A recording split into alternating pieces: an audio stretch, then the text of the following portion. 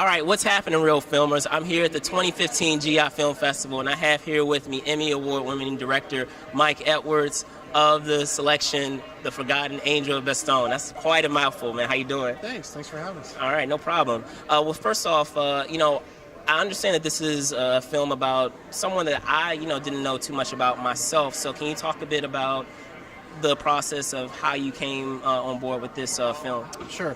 My grandfather was in the 9th Air Force, served in World War II, and my dad went back and retraced his footsteps across Europe 2 summers ago.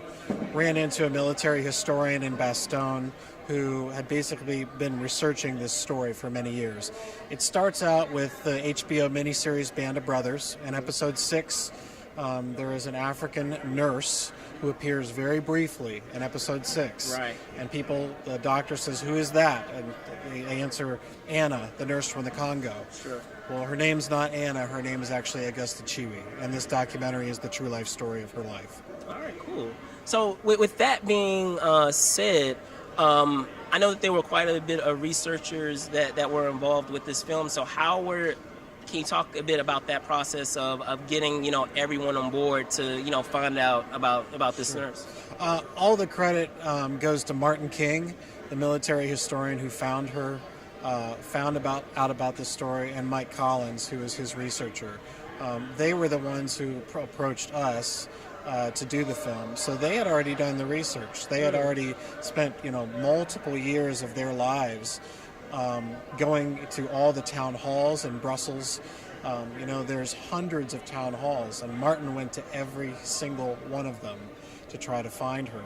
And the film is, does he find her or not? And so you have to kind of watch to see if that happens. But Martin was the one who started it all. And then I met Martin in October of 2013, and we started the film process from there. Okay. So I understand that, you came in today, I suppose. You came in today, so are you going to be here for the rest of the festival? And if so, are there any films that you're also, excited to see among the selections that are available to you?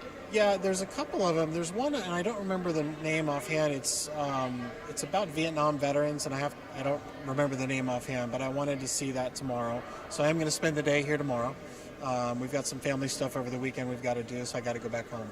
Oh, wow. But okay. Yeah, it's a quick trip. But no, I'm excited to be here. It's our first time at the festival, and just encouraged with all the filmmakers that are here showing their work. It's great.